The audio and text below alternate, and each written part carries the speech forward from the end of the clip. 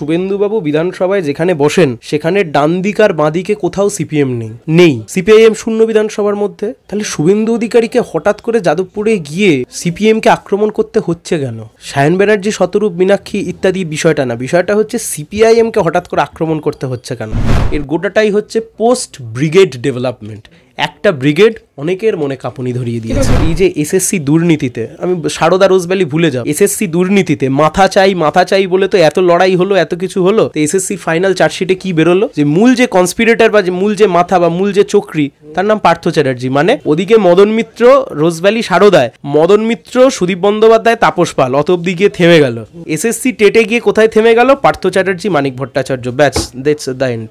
আপনি নিশ্চিন্তে থাকেন, আগামী দিনে তৃণমূল বনাম বিজেপির এই যে একটা মেকি বাইনারি, অভিষেক ব্যানার্জি বনাম শুভেন্দু অধিকারী, এই যারা মেকি বাইনারি, মোদি বনাম দিদি, এই যারা মেকি বাইনারি, এই বাইনারিকে আমরা ভাঙবই। আপনি তৈরি থাকেন এর জন্য।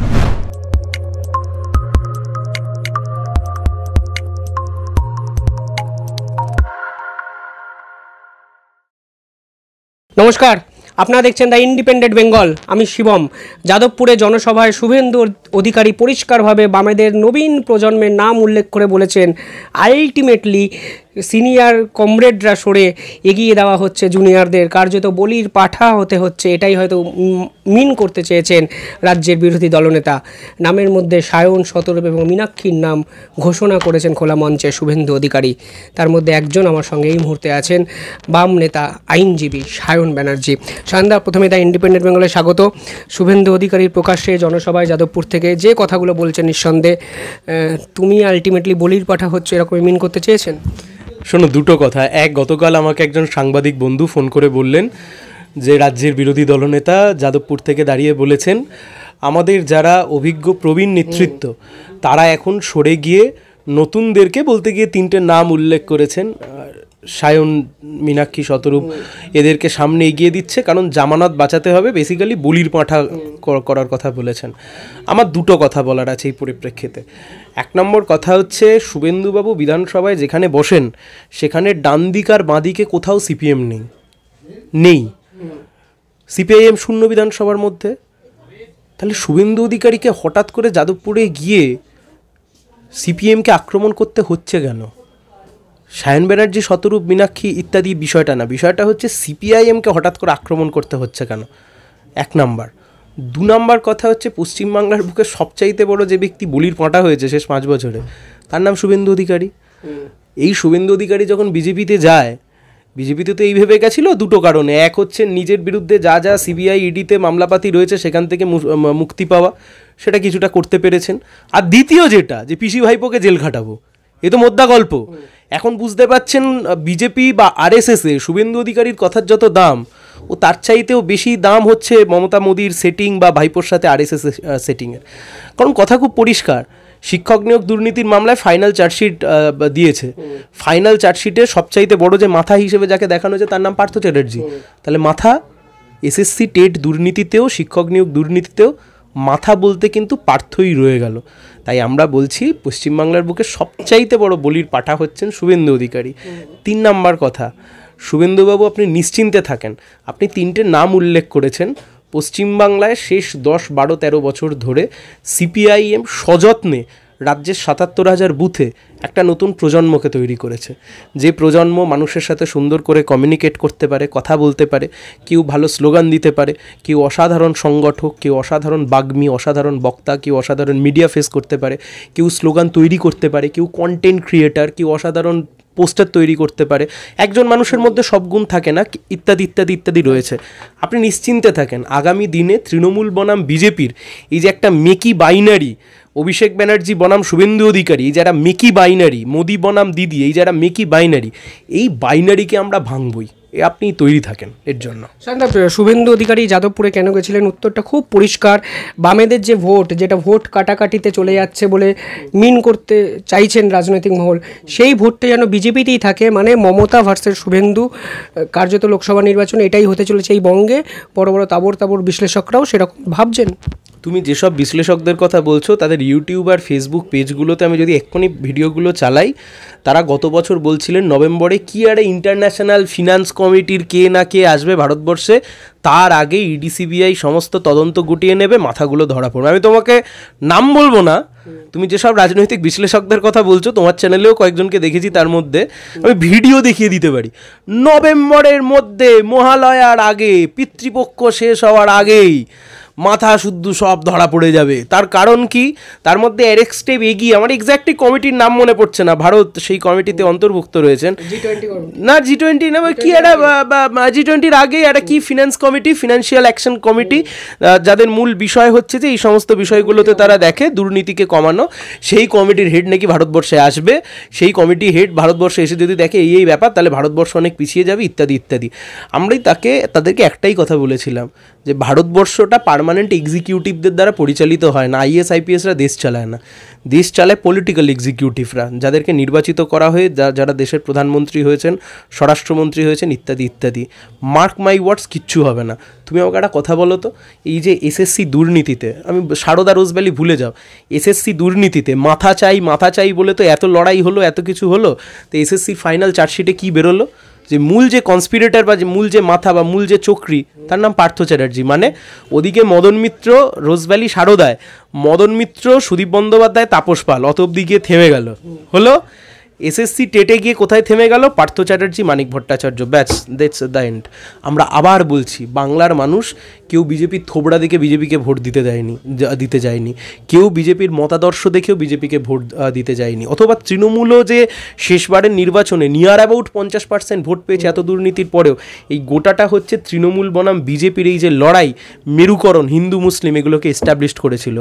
আর এস্টাবলিশড করা যাবে না। কিন্তু ধূপগুড়ি উপনির্বাচন যেটা বলছেন বিজেপি দল, বিরোধী দলনেতা, বামেরা 12-13 হাজার ভোট কেটে শুভেন্দু অধিকারী যে প্রার্থী, বিজেপি প্রার্থী 4,000 ভোট হেরে গেছে। আলটিমেটলি তোমাদের ভোট কাটাটা তৃণমূলের সাপে বর হয়ে যাচ্ছে, কোথাও কি এটাকে এগ্রি করবে? স্ট্যাটিস্টিক্যালি এটা প্রুফড।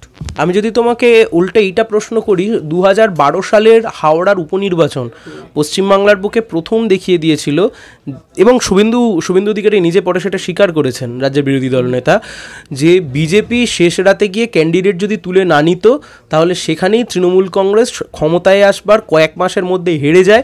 শ্রীদীপ ভট্টাচার্য লোকসভার উপনির্বাচনে তিনি জিতে যান।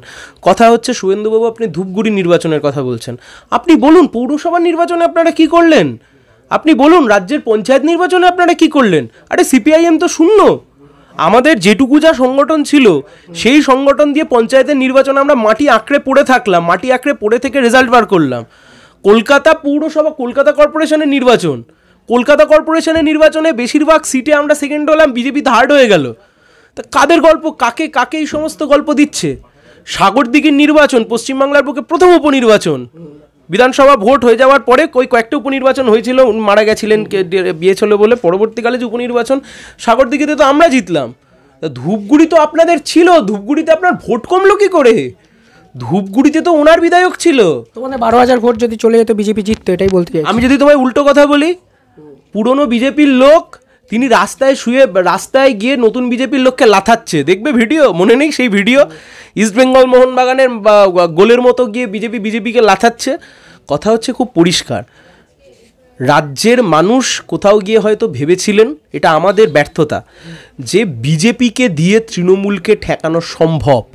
রাজ্যের মানুষ কোথাও একটা ভেবেছিলেন শুভেন্দু অধিকারীদেরকে টেস্ট করে তৃণমূল কংগ্রেসের এই বর্বরতা, তৃণমূল কংগ্রেসের দুর্নীতিকে ঠেকানো সম্ভব। প্রমাণিত হয়ে গেছে বিজেপি পারবে না। ঠিক অপোজিটটাও সত্যি, মমতা বন্দ্যোপাধ্যায়কে দিয়ে বিজেপিকে আটকানো যে অসম্ভব, মতাদর্শগত জায়গা থেকে প্রমাণ হয়ে গেল। একজন বলছে আমি রাম মন্দির উদ্বোধন করতে যাবো, একজন বলছে আমি জগন্নাথ দেবের মন্দির উদ্বোধন করতে যাবো, একজন বলছে গীতা পাঠ করাবো, মমতা ব্যানার্জি বলছেন আমি তাহলে চণ্ডী পাঠ করাবো। Fact is very clear, Suvendu অধিকারীকে আজকে যাদবপুরে দাঁড়িয়ে সিপিআইএমকে আক্রমণ করতে হচ্ছে। তুমি খেয়াল করে দেখো, এর গোটাটাই হচ্ছে পোস্ট ব্রিগেড ডেভেলপমেন্ট। একটা ব্রিগেড অনেকের মনে কাঁপুনি ধরিয়ে দিয়েছে। শীতকালে সুন্দরবন ভ্রমণের নির্ভরযোগ্য একমাত্র নাম সাগর সঙ্গম ট্রাভেলস।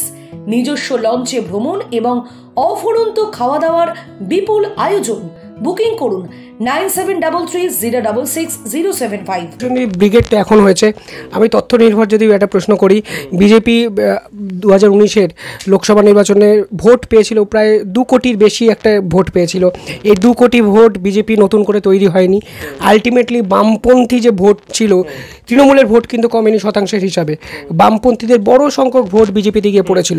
শুভেন্দু অধিকারী বিরোধী দলনেতা হিসাবে যে স্ট্র্যাটেজিটা নিয়েছে যে সেই ভোট যেন ধরে রাখা যায়, মানে বামপন্থীদের ভোট দেবে না, no vote to Mamata, 1:1 campaigning, এই বিষয়টার মধ্যে কি ভুল তুমি দেখতে পাও? নো ভোট টু মমতার যে মেন কনসেপ্ট যদি আমি ধরি, যে মমতাকে ক্ষমতাচ্যুত করতে হবে, তা মমতাকে ক্ষমতায় রেখেছে কে? প্রশ্ন খুব সোজা শিবম। 2021 সালে বিজেপি আরএসএস, বিজেপি যা রেখেছে তার চেয়ে বেশি রেখেছে আরএসএস। 2021 সালে মমতা ব্যানার্জি নন্দীগ্রাম থেকে হেরে গেলেন, হলো রাজ্যের বুকে অন্তত 5টা বিধানসভার নির্বাচন ডিউ ছিল, মারা গেছিলেন প্রার্থীরা, ডিউ ছিল উপনির্বাচন। মমতা ব্যানার্জি জেদ ধরলেন আমি ভবানীপুর থেকে ইলেকশন লড়ব। জাতীয় নির্বাচন commission, election commission of India, তারা নোটিফিকেশন বার করে দিল পশ্চিমবাংলার কোথাও ভোট হলো না, কেবলমাত্র ভবানীপুরে নির্বাচন হলো। তা ওই নির্বাচনটা কে গিফট করেছিল মমতা ব্যানার্জিকেও? তো আমরা মামলা করেছিলাম, আমি মামলা করেছিলাম মুখ্য সচিবের বিরুদ্ধে, যে মুখ্য সচিব এটা লিখলো কী করে? কে মমতা ব্যানার্জিকে মুখ্যমন্ত্রী হতে সাহায্য কে করেছিল? নো ভোট টু মমতা এই গল্প আজকে শুভেন্দু অধিকারী যে দিচ্ছেন, তা পশ্চিমবাংলায় মমতার বাড়বাড়ন্ত ইত্যাদি ইত্যাদি ইত্যাদি সব কিছুর পিছনে তো আরএসএস, তো আরএসএস হাওয়া দিচ্ছে। আবার আমি তোমাকে বলছি, যতই এই সব বলুক, রাজ্যের মানুষ ভেবেছিলেন যে বিজেপিকে দিয়ে ঠেকিয়ে দেবো, কারণ বিজেপি বলেছিল না খাউঙ্গা না খানে দুঙ্গা, তৃণমূলের লোকজনকে আমি জেলের মধ্যে পুরব। দিনের শেষে আমরা কি দেখতে পাচ্ছি? শেষ 10 বছর মোদী সরকার ক্ষমতায়, মোদী যতদিন ক্ষমতায় তৃণমূলের চুরি রাজ্যে তত বাড়লো, কোনো মাথাকে আজ অব্দি গ্রেপ্তার করলো না, কোনো মাথাকে আজ অব্দি ছুঁলো না। দার্জিলিংয়ে চা বাগান ঘেরা কমলালেবুর গ্রাম সৌরিনীতে এবং দাওয়াইবানিতে ঘরে বসেই কাঞ্চনজঙ্ঘার দৃশ্য উপভোগ করতে আড্ডাহাট হোমস্টে বুক করুন 9836499678 নম্বরে। আপনি পিসি, ভাইপো, বুয়া, ভাতিজা এত কিছু বললেন, আপনি আমাকে বলুন তো কোন মাথা অবধি পৌঁছালেন? কালীঘাটের কাকু থেকে সোজা উড়ে চলে গেলেন শাহজাহানে। তুমি দেখো প্রত্যেক কটা ঘটনাতে মদন মিত্র, সুদীপ বন্দ্যোপাধ্যায়, তাপস পাল গ্রেপ্তার হলো, তারপর সবাই আমরা ভাবছিলাম মুকুল রায় এরপরেই মাথা, আজ অব্দি হলো না। তুমি দেখো শিক্ষক নিয়োগ দুর্নীতির মামলায় পার্থ চট্টোপাধ্যায়, মানিক ভট্টাচার্য ইত্যাদি ইত্যাদি করতে করতে আমরা যখন ভাবছিলাম কালীঘাটের ভাইপো পিসি, সঙ্গে সঙ্গে মার্কেটে চলে এলো কালীঘাটের কাকু। তুমি আবার দেখো অনুব্রত মণ্ডলের মেয়ে ইত্যাদি করতে করতে হঠাৎ মার্কেটে চলে এলো খাদ্য দুর্নীতি, জেলের মধ্যে ঢুকে গেল বালু। এইবারে যখন কালীঘাটের কাকুর ভয়েস স্যাম্পল টেস্ট হলো, যখন কালীঘাটের কাকু থেকে আস্তে আস্তে ভাইপো পিসি টিসি করে কালীঘাট হওয়ার কথা, তখন সেটা ঘুরে আবার চলে গেল শাহজাহান।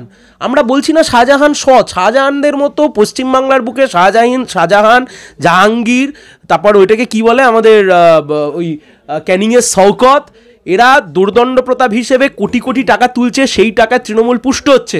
কিন্তু কথা হচ্ছে আপনি মাথা না ধরে কতদিন এই চুনোপুটি দিয়ে কাজ সারবেন? বলছে শাহজাহানকে বামপন্থী আমলে তৈরি, বামপন্থী প্রোডাক্ট বলছে।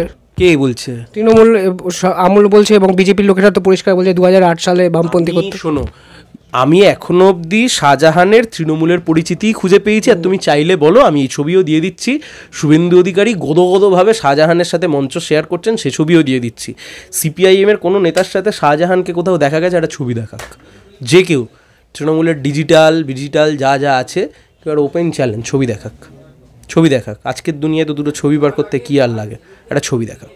অবশ্যই অসংখ্য ধন্যবাদ সায়নদা। পরিষ্কারভাবে শুভেন্দু অধিকারী যে কথাগুলো বলার চেষ্টা করছিলেন, পাল্টা জবাব কড়া ভাষায় দিলেন সায়ন ব্যানার্জি। বলছেন সেটিং তত্ত্ব, সেই ঘুরে ফিরে সেটিং তত্ত্ব, ইডি সিবিআই নিষ্ক্রিয়তার জন্য আলটিমেটলি দায়ী বিজেপি না চাইলে মমতা ব্যানার্জি নাকি ক্ষমতাতেই থাকতেন না, এরকমও বিস্ফোরক দাবি করলেন বাম নেতা আইনজীবী সায়ন ব্যানার্জি। আপনারা কি ভাবছেন কমেন্টে নিঃসন্দেহে থাকবেন। সত্যি কি সেটিং, নাকি বাম ভার্সেস বিজেপির এই দ্বৈরত্বায় সুবিধা পাচ্ছে তৃণমূলের সরকার? কি ভাবছেন আপনারা? দেখতে থাকুন দ্য ইন্ডিপেন্ডেন্ট বেঙ্গল। ধন্যবাদ।